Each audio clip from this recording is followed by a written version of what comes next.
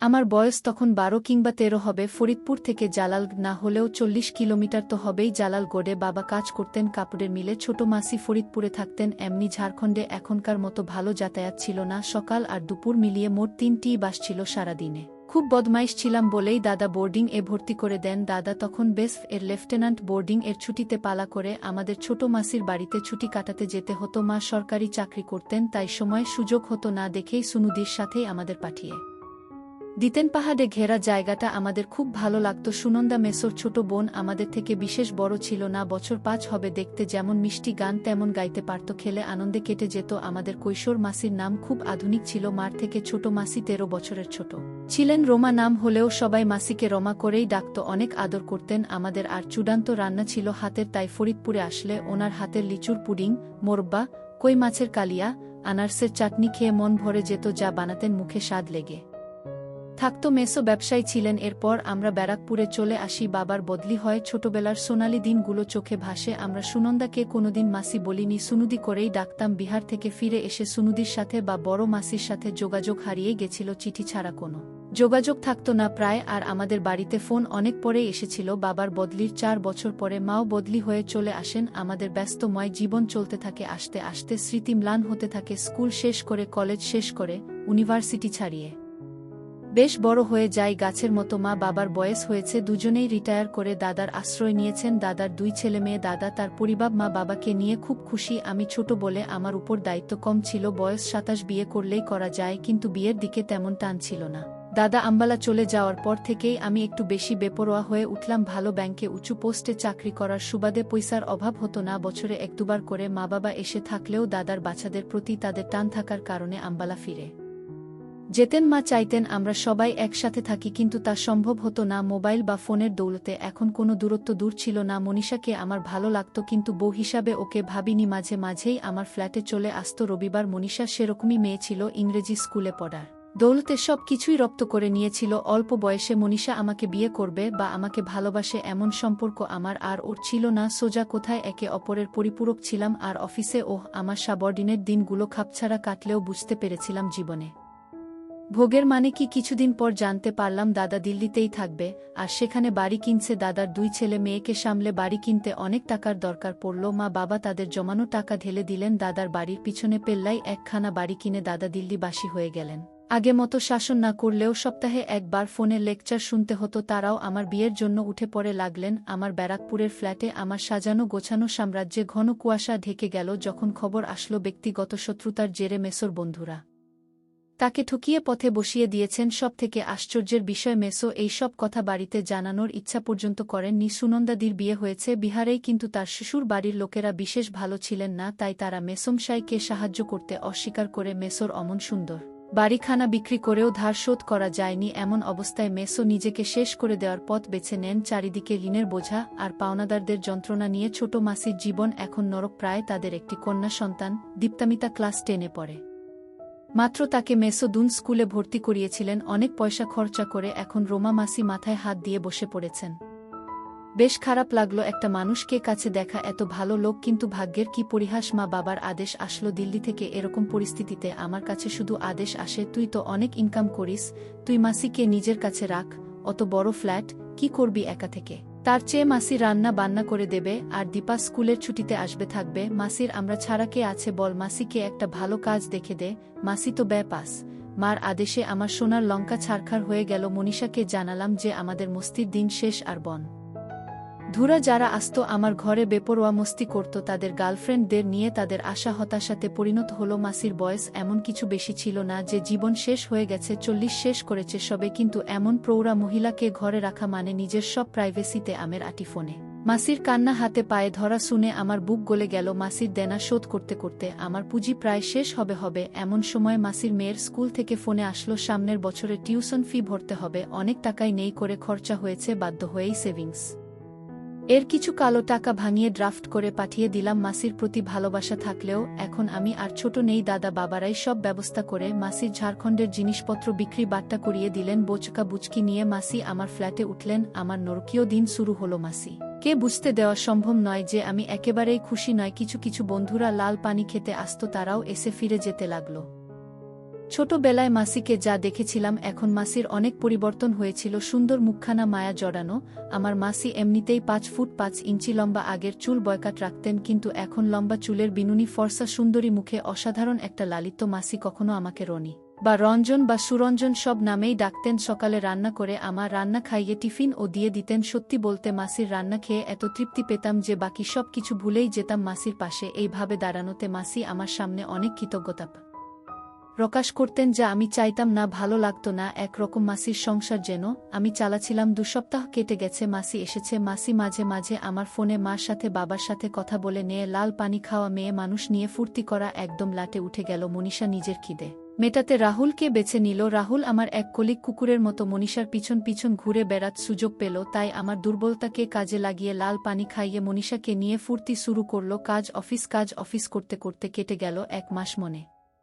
মনে ভাবলাম 9টার পর মাসি তো নিজের ঘরে নিজের মতো থাকে, টিভি দেখে বা বই পড়ে। যদি বন্ধুর বাহানায় নিয়ে আসি কাউকে, ক্ষতি কি? আর মাসির ঘর দক্ষিণের বারান্দায়, আমি উত্তরে 2টো ঘর ছেড়ে থাকি, 2টো রান্নাঘর, 2টো বাচ্চাঘর, মাসির ঘর, মাসির বাথরুমের লাগোয়া। এইভাবে আর কতদিন চলবে? লাল পানি খেলেও যদি গন্ধ পায় হয় মাসি আমার অসুবিধা বুঝতে পারত নয়। মাসি বুঝলেও নিরুপায় ছিল। কাজের জন্য আমাকে পিডাপিডি করতে লাগলো। অনেক ভেবে দেখলাম মাসি কাজে গেলে আমার অন্তত একটু সুবিধে নিশ্চয়ই হবে, কিন্তু এমন এক বিধবাকে কোনো অফিসে পাঠাব, সবাই কেউ নেই ভেবে ঠক্কর মারবে। মহাচিন্তা শেষমেশ আমার ব্যাংকের জেমকে বলে মাসিকে আমার ব্যাংক, এই মাসিকে স্টাফ হিসাবে ঢুকিয়ে দিলাম। শর্ত একটাই, অফিসে কাউকে বলা চলবে না যে আমি তার ভাগ্নে, কারণ আমি ব্যাংক ম্যানেজার। যদি সবাই জানতে পারে রোমা আমার মাসি, তাহলে আমার অনেক অসুবিধা। তাছাড়া মাসি একটা নর্মাল স্টাফ, আমি বস। যাই হোক, মাসি কাজে যোগ দেওয়াতে সত্যি স্বস্তির নিঃশ্বাস পড়ল। আমি অনেকটা ব্যক্তিগত জীবন ফিরে পেলাম। আস্তে আস্তে আরও 2 মাস কেটে গেল। সিগারেট ঘরেই খেতাম, আর ইদানিং লাল পানি খাওয়াটাও ঘরেই শুরু করলাম। যেহেতু আমার টাকায় মাসির বাচ্চার পড়াশোনা চলত, সেই জন্য মাসির হাব ভাব পাল্টে যেতে লাগলো। এত বিনা ভালো লাগতো না, এই যেন প্রভু ভৃত্যের মতো ব্যাপার স্যাপার। কেউ কাউকে কিছু না বললেও মাসির আর আমার সংযোগ এতটাই কমে গেল যে শুধু আমার প্রয়োজনের আর চাহিদার কথাটুকু হতো। এর জন্য আমার ব্যস্ততা কতটা দায়ী তা আমি জানতাম না। ছুটির দিন ঘরে থাকতেই ইচ্ছা করত না। গাড়ি ছিল একদিন, তাই মাসিকে গাড়ির সদ উপযোগ করার খাতিরে বললাম, এখানে গাড়ি চালানো শিখে নাও, আমার বাজারের জন্য অপেক্ষা করতে হবে না। মাসি মাথা নিচু করে বলল, কাল খোঁজ নেব। আমি বিরক্ত হয়ে বললাম, আরে খোঁজ নিতে হবে কেন? বিশুদা রয়েছে তো, সব শিখিয়ে পড়িয়ে দেবে। মাসি চুপ করে নিজের ঘরে চলে গেল। বিশুদাই আমার ড্রাইভার। সেদিন শনিবার রাতে ঘরেই বিরক্ত হয়ে পার্টি ডাকলাম। আমার বিশেষ বন্ধু শৈবাল, বরুণ, তার ঋতিকা আর চারু। ঋতিকা জাত জিনিস, যার কাছে খেতে পাবে তার সাথেই শুবে। ওকে পছন্দ না হলেও বরুণ আমার ভালো বন্ধু, মানা করতে পারলাম না। চারু 1 মাস আমাদের ব্রাঞ্চ এসেছে, দারুণ সুন্দরী, কিন্তু ঘ্যাম আছে, সহজে শুতে চায় না কারোর সাথে। আমার বসার ঘরে সবাই বসে হাসি ঠাট্টা করছে। চারু আমার ডাকতেই এসেছে, না হলে ও সহজে কোনো পার্টিতে যায় না। ছোট মাসি আগে ভাগেই বুঝে গেছে লাল পানির বোতল এসেছে, কারণ লাল পানির 2টো বোতল নিয়ে আমি ফ্রিজে রেখে এসেছি। মাসি বাড়িতে শাড়ি পরেই থাকেন, আর শাড়ি পরলে মাসিকে আরও সুন্দর দেখায়। মাসিকে দেখে বরুণ চারু চমকে উঠল। ওদের ভুল ভাঙিয়ে দিয়ে সংক্ষেপে সব বলতে হলো মাসিকে। চারু আনন্দ করার জন্য বলল, আন্টি আজ সব ছাড়, আজ পার্টি। মাসি মৃদু হেসে ঘর থেকে বেরিয়ে গেলেন। আমায় আর চোখে ডেকে বললেন, তোমার জন্য একটু পাকোড়া বানিয়ে দিই? আমি বললাম, বাহ, তাহলে তো ভালোই হয়। তোমার চেঁচামেচিতে বিরক্ত লাগলে তুমি তোমার ঘরে চলে যেতে পারো। মাসি বলল, না, আমার অসুবিধা নেই, তোমাদের যা ইচ্ছে কর। রাতে কি রান্না করব কিছু? আমার মনে মনে আনন্দ হলো, এই তোমার কি রাতে কেউ কিছু খাবে? আমার মাসি কিন্তু চরম রান্না করতে পারে। ঋতিকা আর বরুণ বাড়ি চলে যাবে। বরুণ অনেক জোর খাটানোর পর ও খেতে সম্মতি জানালো না। চারু বলল, ননভেজ যা খুশি চলবে। মাসি আমার আর চারুর জন্য রান্না করো, চিকেন আচারি আর পরোটা আর রায়তা। হ্যান, পাকোড়া তাড়াতাড়ি দিয়ে যাও। মাসি সম্মতি জানানোর মতো ঘাড় নেড়ে রান্নাঘরে চলে গেল। আমরা লাল পানি খাওয়া চালু করলাম। বরুণ চারু দুজনেই সিগারেট খায়। মাসি অনুমতি নিয়ে ঢুকলেও আমার হাতে সিগারেট জ্বলছিল। আমার শাহ হয়নি বললেও ভুল হবে। বরুণ আর ঋতিকা যাবার জন্য বায়না শুরু করে দিল। পাকোড়ার প্রশংসা কে কি করেছিল সত্যি বলতে আমার মনে নেই। শেষমেশ বরুণ আর ঋতিকা কাজ করার জন্য বেরিয়ে গেল। বুঝতে আমার অসুবিধা হলো না। এবার আমি আর চারু দারুণ জম্পেশ জিনিস। আমি গল্প গাছা শুরু করলাম। চারু খোলা মেলা, কিন্তু লোক বুঝে চলে।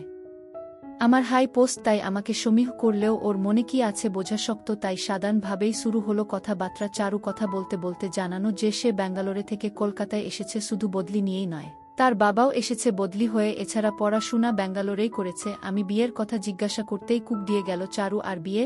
এখনো এনজয় কিছু করলাম না জীবনে। গাইস আর হিপক্রাট আমারই লাইনের মনে হলো চারুকে লাল পানি খেতে খেতে ভালো করে দেখছিলাম সুন্দরী তো বটেই। আচ্ছা এই বোতলটাকে শেষ করবে? তুমি তোমার মাসিকে ডাকছো না কেন এখানে? আমি বুঝলাম চারুর লাল পানি খেয়ে ভালই সা হয়েছে, মাসিকে এখানে ডাকলে অপ্রস্তুতেই পড়তে হবে, কিন্তু মনের শয়তানি বুদ্ধি জাগলো যদি মাসিকে এখানে বসাই তাহলে মাসি মা বা বাবাকে আমার জীবনযাত্রা নিয়ে কিছুই বলতে পারবে না।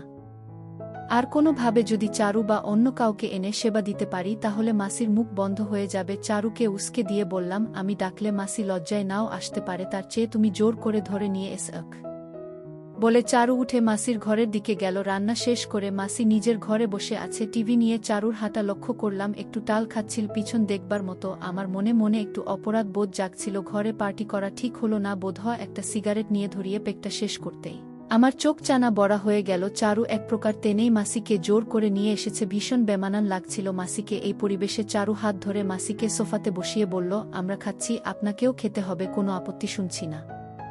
মাসি সমানে না বললেও করুণ চোখে আমার দিকে আর চোখে তাকালো। আমি সার ঘুরে বলে ফেললাম, আগে খেয়েছ মাসি? মাসি মাথা নেড়ে বলল, এক দুবার তোমার মেসো খাইয়েছিল। চারু সাথে সাথে তালি মেরে বলল, সাব্বাস। মাসিকে একটা খানা জাহ বড় পাটিয়ালা পেক দিয়ে বলল, চিয়ার্স। চারু কথাবার্তায় কোনো মার্জিত বোধ প্রকাশ করে না। মাসি জড়তা নিয়ে লাল পানি খেতে থাকলেও আস্তে আস্তে পুরো পেকটাই শেষ করে ফেল। আমার বেশ কৌতুক লাগলো, মনের শয়তানটা জেগে উঠল। দেখি না যদি মাসিকে লাল পানি খাইয়ে অপদস্থ করা যায়। আর এতদিন থেকে আমার উপর মাসির কি মনোভাব গজিয়েছে। আমি চারুকে মাসির অলক্ষ্যে জিজ্ঞাসা করলাম আমার প্ল্যান সম্পর্কে। ওর অভিমত। চারু সানন্দে রাজি হয়ে গেল। চারু রাত আমার বাড়িতেই কাটাবে, কিন্তু সেবা নেবে না। আগে ভাগেই জানিয়ে দিল। আমি দমে গেলাম একটু। চারুর কথা শুনে লাল পানি খেয়ে ফুর্তি না করলে হয়? মাসি বসেছিল তবে সংযত হয়ে। আর একটু সার হালকা আমেজ মাসিকে খোলামেলা করে দিল। ক্ষণিকেই বাচ্চাঘর থেকে ফিরে এসে চারু আর আমি আমাদের প্ল্যান মতো মাসিকে আমাদের মজার খোরাক বানাবো ভাবলাম। চারুকে বাইরে থেকে দেখে বোঝা যাচ্ছিল না চারু এমন দুষ্টু বুদ্ধি মাথায় রাখে, আর চারু যে গভীর জলের মাছ। বুঝতে অসুবিধা হলো না আমার। চারু মাসির গায়ের কাছে বসে মাসিকে বলল, তুমি এত চুপচাপ কেন? আমরা কি তোমার আপন নয়? আমরা 3 পেগ খেয়ে নিলাম আর তুমি 1 পেগ ধরেই বসে আছো। মাসি মৃদু হেসে বলল, আমার তোমাদের মতো অভ্যাস নেই, আর এখন আর এসব কি মানায়? চারু না করে বলল, না ওসব চলবে না, এই পেগটা খেতেই হবে বলে আরেকটা জাম্বো পাতিয়ালা পেগ মাসির হাতে ধরিয়ে দিল। মাসি না করলেও গল্পের ছলে এদিক ওদিক করে পুরোটাই খেয়ে ফেল। সার ঘোরে এবার বাড়তে থাকলো। মাসির খিলখিলিয়ে হাসি আর আলু থালু হয়ে পড়ে সোফাতে বসে থাকা দেখে চারু আর আমি মস্তি নিতে থাকলাম। চারু প্রশ্ন করল, আচ্ছা রমা মাসি, রঞ্জু কেমন ছেলে? মাসি চারুর মুখে হাত রেখে বলল, ওহ ভগবান, একরকম আমার মালিক। আমি জানি না। এমন ভাব করে বললাম, কেন মাসি এমন কথা বলছ? তুমি জানো না চারু, রঞ্জু আমায় নতুন জীবন দিয়েছে। ওর ঋণের বোঝায় আমি ডুবে আছি, আর জানি না কোনোদিন ঋণ শোধ করতে পারবো কিনা। চারু বলল, আচ্ছা ও যে লাল পানি খাচ্ছে, সিগারেট খাচ্ছে? মাসি ওই কথা উড়িয়ে দিয়ে বলল, এখনকার ছেলে মেয়েরা একটু আধটু খায়। ওহ একা থাকে বেচারা, কি বা করবে? মাসির কথা শুনে ভালো লাগলো। চুপচাপ গিয়ে হান্ডি ক্যাম চালিয়ে দিলাম। চারু আর মাসিকে বুঝতে দিলাম না টিভির এর উপর আমি হান্ডি ক্যাম রাখি। তোয়ালে চাপা দিয়ে মাসির সংকোচ কাটাতে ঘর থেকে সিগারেট বেরিয়ে গেলাম। চারু এবার শালীনতার মাত্র ছাড়িয়ে ফেল। তুমি আসতে ওর কত অসুবিধা? ওর মেয়ে বন্ধুরা এখানে আসতেই পারে না। বাইরে থেকে দাঁড়িয়ে বারান্দায় আমি সব কথা শুনছি। মাসিকে কোথায় কোথায় হেনস্তা করার ইচ্ছা জাগলো। সত্যি মাসি আমাকে মানে না, আমার পয়সার জন্য এমন কথা বলছে। বুঝতে হবে নানা অসুবিধা কোথায়। ওর মেয়ে বন্ধু আসলে আসবে, এখন ওর বিয়ে করার কথা আমার জন্যই না। ওর কত কষ্ট আমার জীবনে, আর কি বা আছে? ওহ আমার মেয়ের দায়িত্ব নিয়েছে, এটাই বড় কথা। তার জন্য আমি তো এমনিতেই ওর কাছে ঋণী। ওহ না থাকলে হয়তো আমার পথে বসতে হতো। আমি সত্যি সেইভাবে মাসি আমার সহানুভূতির নিচে চাপা পড়ে থাকতে দেখতে চাইনি। মাসি ঘরে আছে, আমিও ঘরে ঢুকলাম। মাসির কথাবার্তা এলোমেলো হয়ে গেছে। সায় টাল হয়ে আবল তাবল বকছে, আর চারু মাসিকে খোরাক বানাচ্ছে। চারু সায় বিভোর। মাসির শাড়িটাও বেশ খানিকটা উপর থেকে সরে গেছে। এই দেখে চমকে উঠলাম। মাসিকে ছোটবেলায় দেখেছিলাম সুশ্রী মায়ামা মুখ, বেশ সুন্দর। মাসির স্কিন মাখনের মতো। এখন এতদিন পর দেখে কারেন্ট লেগে গেল। ঘরে এমন জিনিস থাকতে যদি সেবা দিতে না পারি, লাল পানি খাওয়ানোর সুযোগে কিন তু চারু ঘরে কিছু করতে দেবে না, আগে ভাগে বলে দিয়েছে। বসার ঘরে ক্যামেরা চলছিল, তাই বন্ধ করে দিয়ে আসলাম মাসিকে। মাসির ঘরে গিয়েই কিছু একটা করতে হবে। চারুকে জিজ্ঞাসা করলাম, চল খাওয়া যাক? চারু রাজি হয়ে গেল। মাসিকে বললাম খাবার বাড়তে। মাসির লাল পানি খাওয়ার অভ্যাস নেই। টলতে টলতে রান্নাঘরে গিয়ে খাবার বেড়ে নিয়ে আসলো। চারু সাহায্য করল। মাসি সায় এতটাই মাতাল হয়ে গেছে কি বকছে খেয়াল নেই। চারু টাল হয়ে মাঝে মাঝেই আমার উপর ঢলে পড়ছে, আমি জেনে শুনেই লাল পানি কম খেয়েছি। মাসির হাতের রান্না খেয়ে চারু আনন্দে গলে পড়ল। কি সুন্দর রান্না! এই সব চলতে লাগলো। খাবার টেবিলে রান্না খেতে হলো না। মাসিকে 2-4 গ্রাস মুখে দিয়ে হাত ধুয়ে নিল। আমি খাওয়া সেরে মাসিকে জিজ্ঞাসা করলাম, খেলে না যে? মাসি বলল তার শাহ হয়েছে, খাবার ইচ্ছা নেই। চারুকে ইশারায় বাইরে বারান্দায় আসতে বললাম। চারু চালাক শাহ হলেও তালের ছন্দ হারায়নি। মাসিকে খাবার টেবিল পরিষ্কার করতে বললেও মাসি শায় কি করছিল মাসি নিজেই জানে না। আমি চারুকে জিজ্ঞাসা করলাম সোজাসুজি, চারু চল এনজয় করা যাক। চারু আবার বেঁকে বসল, বলল আমরা আগে একে অপরকে চিনি, তারপর এখনই ইন্টারকোর্স নয়। আমি বললাম তাহলে মাসিকে শেপ দেওয়ার সুযোগ করে দাও। চারু একটু অবাক হয়ে বলল ঠারকি সালা। আমি বললাম আরে লাল পানি খেয়ে একটু আকটু না হলে হয় না। চারু বলল তোমার মাসিকে যা লাল পানি খাইয়েছি আর 30 মিনিটে এমনি বেঘরে ঘুমিয়ে পড়বে। তারপর আমার এই ব্যাপারটা মনপুত্ত হলো না। আমি বললাম ঘুমিয়ে কাজ করার মজা থাকবে না? তার চেয়ে মাসিকে জাগিয়ে রেখে করার উপায় নেই? চারু খানিকটা চিন্তা করে বলল একটু ভাবতে দাও। আচ্ছা তোমার মাসির দুর্বলতা কি? আমি বললাম দীপা মাসির মেয়ে, সে তো দুন স্কুলে পড়ে। আচ্ছা যদি মাসির লাল পানি খাওয়ার গল্প তোমার বাড়ির লোক জানে তাহলে কিছু তোমার সুবিধা হবে কি? আমি চমকে উঠলাম। আমি একটু আগেই ক্যামেরা বন্ধ করে রেখে এসেছি। বাধ্য হয়েই চারুকে বললাম আমি এমনি খেয়ালে ক্যামেরা করেছি মাসির লাল পানি খাওয়া। চারু আমার কাঁধে ঘুষি মেরে বলল সাবাস, তুমি শুধু গান্ডু নয়, 1 নাম্বারের জিনিস। চারুর মুখ থেকে এমন কথা শুনে আনন্দ হলো। লাল পানি একদম লাইনের। এই সময় ঝনঝন করে মাসির হাত থেকে দামি ডিনার সেট পড়ে ভেঙে গেল। ওটা মার দেওয়া, মা ভালোবেসে দিয়েছিল। ভীষণ রাগ হলো। মাসি ঘাবড়ে গিয়ে তার পরিষ্কার করতে গিয়ে হাত কেটে ফেল। কাছে ছুটে ভিতরে গিয়ে দেখি মাসি পরিষ্কার করে দিয়েছে। জায়গাটা হাতে একটুখানি কেটেছে, বিশেষ কিছু না। চরম রাগ হলো। খানিকটা দাবাড়ি দিয়ে বললাম মার এত সুন্দর জিনিসটা নষ্ট করলে। মাসি নাবালকের মতো বলে বসল কি করব, পড়ে গেল যে। আমি খিচিয়ে উঠলাম পড়ে গেল এমনি। তুমি পানি খেয়ে নিজেকে ঠিক রাখতে পারো না? মাসি জবাব দেয় না, মাথা নিচু করে থাকে। চারু আমাকে চোখের ইশারায় খেলা শুরু করতে বলল।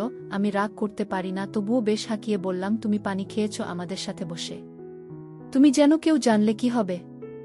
হাত ধরে আলতো টেনে ঘরে নিয়ে এসে সোজা ঠেফ চালিয়ে দিলাম। ক্যামেরার জ্যাক লাগানোই থাকে চালাতে। মাসির পানি খাওয়ার সিন ঠেফতে ভেসে উঠল। প্রচণ্ড সাথে থাকায় বুঝতে পারল না কিভাবে রিয়াক্ট করবে। চারু আমার সাথে তাল মেলালো। তোমাকে কি কচি বছর মতো কথায় কথায় শাস্তি দিতে হবে? আমি আজই মাকে বলছি তোমার কীর্তির কথা। একদিন তোমাকে পরীক্ষা করলাম আর তুমি খেয়ে নিলে। আমি বললে তুমি সব কিছু করবে। মাসির চোখে জল চলে আসলো। পাঠাব এই ভিডিও মার কাছে? কি বলবে তারা?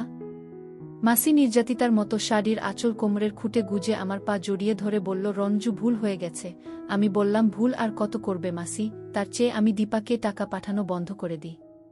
তোমায় ধার শোধ করে আমার কাছে এনে রাখলাম, তোমায় চাকরি করে দিলাম। মাসি আবার উঠে হাত জোর করে বলল দোহাই বাবা, তুমি যা বলবে আমি করব, চাকর হয়ে থাকব। তুমি আমার মেয়েকে পড়াও। আমি নরম হয়ে বললাম শুনতে পারি, কিন্তু আমি যা বলব শুনতে হবে। আর যেভাবে বলব চলতে হবে। একটু আগেই না তুমি বললে আমি নাকি তোমার কাছে ভগবান? মাথা নেড়ে বাচ্চার মতো বলে উঠল হ্যান শুনব যা বলবে। পা টিপে দেব, মালিশ করে দেব, যা বলবে শুনব। সায় মাসির খেয়ালি নেই মাসি কি বলছে। আমি বললাম ঠিক আছে, ডিনার সেট ভাঙ্গার জন্য ঘরের কোণে নীল ডাউন হয়ে দাঁড়াও, পানি খাওয়ার শাস্তি পড়ে হবে। মাসি তাড়াতাড়ি করে ঘরের কোণে নীল ডাউন হয়ে বসে পড়ল, কিন্তু শাড়ি পরে নীল ডাউন হওয়া যায় না। তাই বারবার মাসি তাল সামলাতে না পেরে দেয়ালে ঠেস খাচ্ছিল। মাসিকে আরেকটু হেনস্থা করার জন্য বললাম শাড়ি পরে নীল ডাউন হয় না। চারু এতক্ষণ রসিয়ে মজা নিচ্ছিল। এবার চারু হঠাৎ করে মাসি কাছে গিয়ে চাপড় মেরে বললটা কি নীল ডাউন? আমি অবাক হয়ে গেলাম। আরও অবাক হলাম যখন চারু মাসির চুলের খোপা ধরে টেনে বলল এতক্ষণ কিছু বলছি না বলে? নীল ডাউন যেভাবে বাচ্চারা হয় সেইভাবে। নামা শাড়ি। আমার নাগরকেই পেয়েছিস লুটে খাবার জন্য? আমি অপলক চারুর দিকে তাকিয়ে ভাবলাম একই স্বপ্ন দেখছি। কাঁপতে কাঁপতে শাড়ি নামিয়ে ফেল। মাসি আমার দিকে তাকিয়ে মলিন সুরে বলল এবার ঠিক আছে রঞ্জু। আমি কাছে এসে একটু সাহস নিয়েই বললাম চারু যা বলবে তাতেই আমি রাজি। চারু আমাকে সরিয়ে দিয়ে বলল কি হয়েছে? কিছু হয়নি। চারু সাহসের মাত্র ছাড়িয়ে বলল লাখ লাখ টাকা দিয়েছে আমার বর, তুই কি আমার বরের মাথায় বসে খাবি হারামজাদি? মাসি পানি খেয়ে ভুল করেছে, সেটা ভালোই বুঝতে পেরেছে। আমার দিকে তাকিয়ে বলল এক সেট হতে হবে? ওহ, তো আমার ছেলের মতো ছেলে সামনে আমাকে এমন অপমান করবে? চারুর আগে দিকবিদিক জ্ঞান শূন্য হয়ে যাওয়ার ভান করে বলল আমার কথা গায়ে লাগছে না। এই যাও যাও রঞ্জু, তুমি নিজে ছিঁড়ে দাও। আমি বলছি না হলে আমি তোমার মা বাবার কাছে যাব আর বলব তুমি আমাকে পেট বাঁধিয়ে বিয়ে করছো না। আমিও অভিনয় করার মতো মাসির কাছে গিয়ে বললাম মাসি ওহ যা বলছে তাই কর, না হলে আমাদের সবার বিপদ। চারুর এমন দুঃসাহসিক কাজ আমায় শুধু অবাক করল না, অদ্ভুত পরিস্থিতিতে এনে দাঁড় করল। যা করছি তার পরিণাম কি হতে পারে আমার জানা নেই। যদি মাসি বিদ্রোহ করে বসে আর লোক জানাজানি হয় তাহলে আমার মরা ছাড়া কোনো উপায় থাকবে না। পানি খেয়ে কি থেকে কি হয়ে যাবে আমার ভাবনা চিন্তায় ছেদ পড়ল। চারু আরও আগ্রাসী মন ভাব নিয়ে মাসির উপর ঝাঁপিয়ে পড়ল। এখন রঞ্জু যা চাইবে তাই করবে। ঘুরে দাঁড়া আমাদের দিকে। মাসি মনে মনে কি ভাবছিল জানি না। মুখ নিচু করে দাঁড়িয়ে রইল। এই অবস্থাটাই আমাদের কাছে আদর্শ অবস্থা।